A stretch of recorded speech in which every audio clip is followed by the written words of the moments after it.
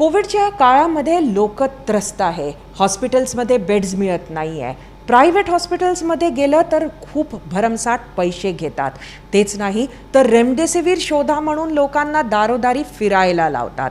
Oxygen मिळत नाही. नक्की काय परिस्थिती आहे? प्रायव्हेट हॉस्पिटल्समध्ये जावं तर लागतं आहे, मात्र तक्रारी खूप आहे.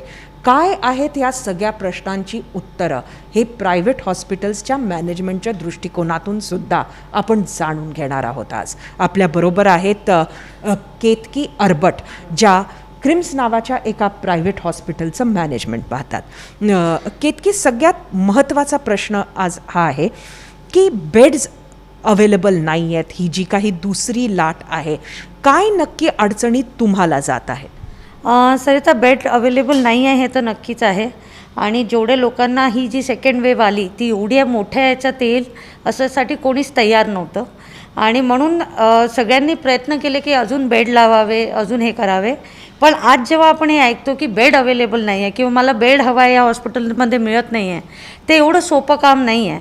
एक बेड जेव्हा आपण लावतो त्याच्यासोबत ऑक्सिजन आलं, त्याच्यासोबत नर्सिंग स्टाफ आला, त्याच्यासोबत त्याला कसे बॅकअप लागतात, कधी व्हेंटिलेटर लागतं पेशंटला, कधी बायपॅप लागतं, कधी हाय फ्लो लागतं. आता ते त्यांचं सॅच्युरेशन, त्यांचं त्यावेळेसची कशी परिस्थिती आहे त्यावर खूप निर्भर करतं. तर समजा मी 10 बेड लावले पण त्याला हा बॅकअप नसला तर मी एक नॉर्मल पेशंट ज्याचं थोडंफार सॅच्युरेशन कमी आहे त्याला घेऊ शकते. पण त्याच्यापेक्षा समजा तो सिरियस होऊ शकत असेल तर ते खूप कठीण जातं. तर ते लोकांनाही समजायला कठीण जातं की तुमच्या पेशंटची परिस्थिती पाहून बेड मिळू शकतो तुम्हाला, फक्त बेड असण्याने काम नाही होत. तर म्हणून जेव्हा ह्या छोट्या मोठ्या गोष्टींच्या मागे आपण पाहिलं तर औषधं तिथे अवेलेबल असली पाहिजे, त्यांना ऑक्सिजन तेव्हाच्या तेव्हा पुढची तयारीतनी पाहावं लागतं. असं नाही की आत्ता हे मेंटेन करतात आहे 85-90 सॅच्युरेशन आणि फक्त 5 लिटरवर मेंटेन आहे. समजा त्यांची हे खराब झाली पुढे आणि ह्या लाटेत आम्हाला लक्षात आलेलं आहे की डिटोरिएशन म्हणा किंवा त्यांची तब्येत खूप फास्ट खराब होते आहे. तर अशा वेळेस थोडं विचार करूनच पेशंटला घ्यावं लागतं. आणि कोणालाही घेतलं तर लोकांना तेही नाही पटत की एकदा त्यांना वाटतं आम्ही दवाखान्यात आलो आहे तर आमचं सगळं व्यवस्थित होऊनच जाईल. पण हे एवढं सोपं काम नाही आहे की आपण जे म्हणतो की बेड. एवढं नक्की आहे की जेवढे लोक यावेळेस अफेक्ट झाले आहे त्याची तयारी प्रायव्हेट, गव्हर्मेंट काही म्हणा तुम्ही, त्याच्यासाठी आम्ही तयार नाही आहोत. अत्यंत महत्त्वाचं खरं तर हे उत्तर आहे. मात्र दुसरी अडचण जी लोकांची, जी अगदी पहिल्या लाटेपासून आहे, ती ही आहे की प्रायव्हेट हॉस्पिटलमध्ये गेलं की भरमसाठ पैसा मोजावा लागतो. का शासनानं नियम घालून दिल्यानंतर सुद्धा सातत्यानं या तक्रारी का येत आहेत? मी एक सगळ्यांतर्फे तर उत्तर नाही देऊ शकत. काही हॉस्पिटल्स असतील जे थोडासा त्रास होतो आहे लोकांना तिथे जाण्यात, कारण की पैसे खूप घेतले जातात. याच्या 2 गोष्टी मी सांगू शकते की जेव्हा सरकारने म्हटलं की तुम्ही कॅपिंग करा, तुम्ही कॉस्ट कमी करा, तुम्ही एवढेच पैसे घ्या, तेव्हा सरकारने हे नाही बघितलं की खर्चांवर पण कॅपिंग करायला पाहिजे. म्हणजे की आम्हाला विजेचं जे काही मिळतं ते कमर्शियल रेटने मिळतं, आम्हाला जे काही बाकीच्या वस्तू मिळून राहिल्या त्या हायर रेटने मिळतात आहे. तर जेव्हा आपण खर्च म्हणतो की एक्सपेन्स वगैरे हे करा, तर आमचे खर्च पण तर कमी झाले पाहिजे. ते उलट वाढत गेले आहे. आज तुम्हाला ऑक्सिजन जास्त लागतं आहे. जेवढ्या क्युबिक मीटरप्रमाणे आपल्याला आधी पैसे लागायचे ते आता वाढलेले आहे. तुम्ही आता कोणत्याही पेशंटला घेतात तर आम्हाला आता व्हेंटिलेटर घ्यावं लागतात आहे. जेवढे काही कर्मचारी काम करतात आहे, जे काही कोविडमध्ये हो हे गोष्ट खरी आहे की तेही आपला जीव त्याच्यामध्ये टाकतात आहे, पण त्यांनाही डबल पैसे द्यावे लागतात कारण की त्यांच्याही घरचे लोक आहे. असे छोटे छोटे करून तुम्ही राईट फ्रॉम म्हणजे तुम्ही PPE म्हणा की मास्क म्हणा, आता मागच्या वर्षीपेक्षा आज ती स्थिती बरी आहे कारण की आता ते तेवढे महाग नाही राहिले. पण रोजची जी कॉस्ट आहे त्याच्या मागची ती वाढत चालली आहे. तर तुम्हाला साधं नर्स, मला एक 4 बेडसाठी कमीत कमी 2 नर्स किंवा 1 नर्स तर लागेल. आणि समजा उद्या जाऊन आपण एका नर्सवर 12 पेशंट चालवले तर तुम्हाला माहिती आहे की ते शक्यच नाही आहे. मग तुम्ही कॉम्प्रोमाइज नाही करायचं आहे. तुम्हाला सर्व्हिस त्या तराची हवी आहे आणि तुम्हाला असं वाटतं की नाही सगळ्यांनी तेवढा वेळ तुम्हाला देणं आहे. तर ह्या सगळ्या गोष्टी एक इन्फ्रास्ट्रक्चर चालवत असताना त्या खूप महाग होऊन जातात आहे. आणि आम्हाला कुठेच सवलत नाही दिल्या गेली आहे की बा तुम्हाला याचे पैसे कमी लागतील किंवा त्याचे लागतील. ते हे सगळं बघता एवढं सोपं नाही आहे. आज एक व्हेंटिलेटर सर्कस चालवल्यासारखं होतं. एक व्हेंटिलेटर जेव्हा घ्यायला जातो तुम्ही 9-10 लाख रुपये मिनिमम खर्च करता. तुमचा एवढा जेव्हा भार आहे, एवढे 60 पेशंट तुमच्याकडे कंटिन्यू सुरू आहे, तुमचा एक पण वस्तू खराब झाली कारण की ती 24 तास वापरण्यात आहे, खराब झाली तर सरळ 15-20 लाखाचा फटका लागतो. आणि एका पेशंटच्या मागे समजा आम्ही कॅल्क्युलेट केलं तर पर डेला जे काही गव्हर्नमेंटने आम्हाला रेट दिले आहे त्याच्यापेक्षा नक्कीच जास्त खर्च होतो आहे. आणि ते कारण आहे की गव्हर्नमेंटच्या कॅपिंगमध्ये ॲडजस्ट केल्यावर उलट बाकीचे जे गव्हर्नमेंटच्या कॅपिंगमध्ये नाही आहे त्यांच्यावर आज भार वाढतो आहे. म्हणून त्यांच्याकडनं घेतले गेलेले पैसे हे नॉर्मलपेक्षा जास्त आहे. समजा आम्ही सगळ्यांसाठी एक पर्टिक्युलर मधला रस्ता काढला असता, आज इन्शुरन्स पण तेच करतं आहे, गव्हर्नमेंटच्या रेटच्या हिशोबानेच पैसे घेत आहे. मग हा सगळ्यांचा जो 80% गव्हर्नमेंटचे रेट आहे त्याचा भार त्या 20% लोकांवर जातो आहे. आणि म्हणून मग त्यांच्याकडनं ॲडव्हान्स जास्त घेतला जातो, कॅश पेशंटला त्याचा त्रास होतो. तर हे 80% न करता समजा 100% लोकांसाठी कुठला तरी मध्य मार्ग काढला तर जास्त बरं होईल असं तुमचं म्हणणं आहे. एक मोठी अडचण ही ह्या सेकंड वेव्हमध्ये आपण बघतो आहोत. म्हणजे मला वाटतं की अगदी लहान मुलाला सुद्धा रेमडेसिवीर हा शब्द आता माहिती पडलेला आहे, पण ते मिळत नाही आहे शब्द जरी माहिती असला तरी. मात्र एक गोष्ट असं आहे की ते आता आपल्याला माहिती आहे की त्याचं ॲलोकेशन जे आहे, ते जे मिळवणं आहे, हे सगळं कुठेतरी सेंट्रलाइज गव्हर्नमेंटच्या माध्यमातून होत आहे. असं होत असताना सुद्धा दवाखाने का प्रिस्क्राईब करतात आहेत? का लोकांचे नातेवाईक ठिकठिकाणी जाऊन आम्हाला रेमडेसिवीर दवाखान्यांना आणायला सांगितलं असं का म्हणतात आहे? हेच आपण ऑक्सिजनच्या बाबतीतही पाहतो, पण सगळ्यात पहिला प्रश्न माझा खरं तर रेमडेसिवीरच्या बाबतीत आहे. हे बा, आता रेमडेसिवीर एक आतापर्यंत जी ट्रेंड होती त्याच्यामध्ये आता खूप लोक विचारतात की इंजेक्शन का बरं देताय तुम्ही. पहिले तर ज्यांना ऑक्सिजन लागत नाही त्यांना आपण हॉस्पिटलमध्ये ॲडमिट सध्या करत नाही आहे.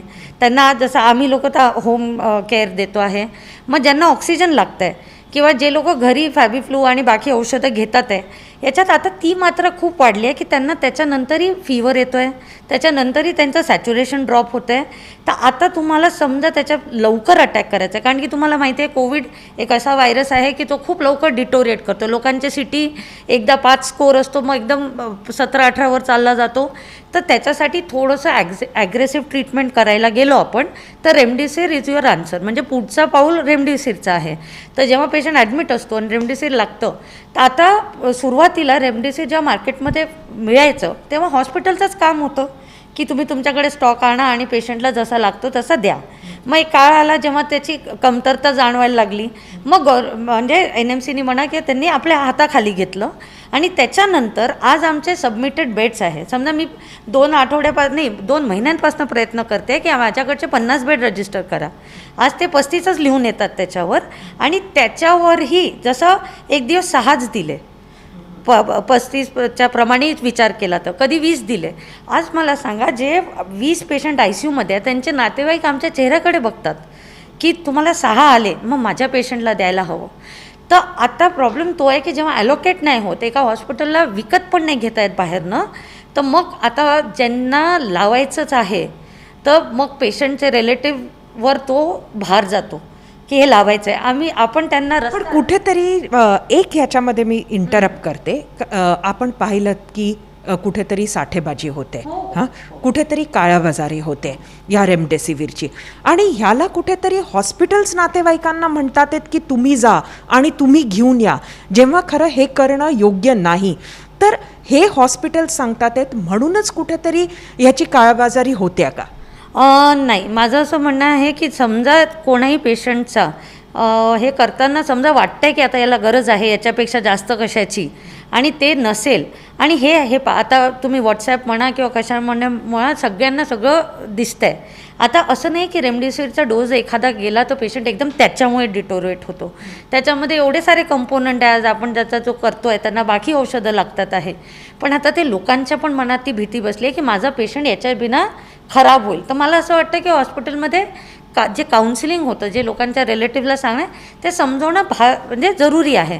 पण शेवटी माणसाचा स्वतःचा जेव्हा पेशंट येतो तर तो तयार होऊन जातो की मी कितीही पैसे लावीन पण मी आणून देतो.